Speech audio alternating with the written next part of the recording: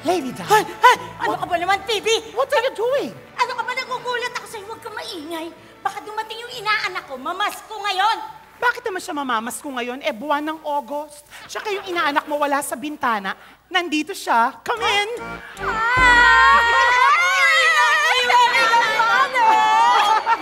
Napakaganda naman ang inaanak kong si Nicole. Uy, inaanak, totoo ba sinasabi nito ni Phoebe? Na hindi ka talaga mamamas ko ngayon? Ay, hindi po. Kasi in-invite po ko ng friend ko mag-dinner. Ang sosyal-sosyal. Kaya sana magpapaturo ako kung paano umasta ng sosyal. Ay, naku, buti tamang-tama nandito ka, Phoebe. Halika, tuturuan tayo. Ay, Nicole. Phoebe, halika nga. Okay. Turuan mo kami. Well, wait. Lady Di, what is that? Is this your personal ref? Anong personal rep? Med rep ko to. Oh, all right. Ito ko lang. Okay. Now you take your seat. Okay. O yan. O sige. Okay. Naku, ito yung tinatawag namin na table mannering Di ba, Phoebe? Mannering. Oh, Lady Di, it's table manners. Ah? Okay, sige, take your seat and we'll start the lesson.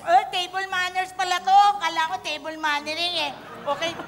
Alam mo, kailangan panindigan ko to, Kasi sabi nila, social climber ako Lady Di, alam mo ba ang ibig sabihin nun? Social climber? Siyempre, magiging proud ba ako kung di ko alam yung meaning nun? Fairy godmother, ang ibig sabihin nun, nagpipilit ka lang maging sosyal. Talaga? Sure kayo? Pak! Chuck! Ganon! Ganon? Alright, let's Sige. start. But at first, itutupi ko lang muna itong table napkin. O, hindi na, Phoebe. Nung minsan tinupi natin to, 4:00 na tayo na nanghalian. Ano po bang kinalabasan ng napkin? Dragon! Pak! Chuck! Ganon! Okay, anyway, let's start, okay? Okay. Wait, Lady Di. What are you doing?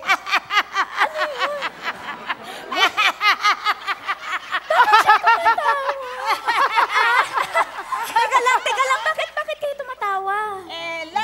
Lap. Yes, sa lap mo ilalagay itong napkin. Opo, dito po sa kandungan. Yes, lap. Pero Okay? lang din naman yun Oo nga naman. Lap. Naku, talaga, alam mo ikaw, ang bibo-bibo mo talaga inaanak. Siyempre naman po, kanino pa ba ako magmamana? Kakahiram nyo sa akin, bata pa lang ako, halos parang sa inyo na rin ako lumaki. Oh! Anyway, excuse me? Shall we go on with our lesson? Okay. Ipapaalala ko lang sa inyong dalawa, ang tamang paggamit ng kubyertos should be mula labas paloob. Ay, teka lang, parang ang dami naman po nun. Hindi pa pwedeng iaabot na lang pag kailangan ng gamitin. Oo nga, ang dami-dami nito, aksaya pa to sa sabon. Doon sa amin sa recto, ginaganto lang to. Ay! Lady Di, aso ka ba? Don't do that. That is so baboy. Okay. Kaya ganun sa amin sa recto ginaganon pa nga Yung Lady ikaw, Di. yung ikaw. Stop that. Okay, sige na nga. Whew. Bahala kayo. Ay nako, ewan ko sa'yo, Phoebe. Parati mo na lang akong pinahihirapan. Never ever do that. Never put your elbow on top of the table. It's a bad manner, okay? Kesa ko lalagay sa sahig. Ay, masyado pong mababa sa seg. Sa silya muna. Chuck! Ganyan din! Tingin! Ganyan. Kayo bang dalawa ay gusto nyo ba talagang matuto? Sige na. Alright, you listen to me. Hindi Ay, rin pwede makipag-usap ng malakas. Bakit, Phoebe? Malakas talaga boses ko. Nung umpisa pala gusto ko malaman ng mga tao na mayaman ako. Lady Di, megaphone ka ba? Stop that. Kailangan gamitin ninyo ang inyong mga kubyertos, okay? Para sa pagkuha ng pagkain, dapat hindi ginagamit yan. Ang gagamitin natin ay itong serving spoon. Ganito, ganyan, gaganyan, tapos gagano. Ay!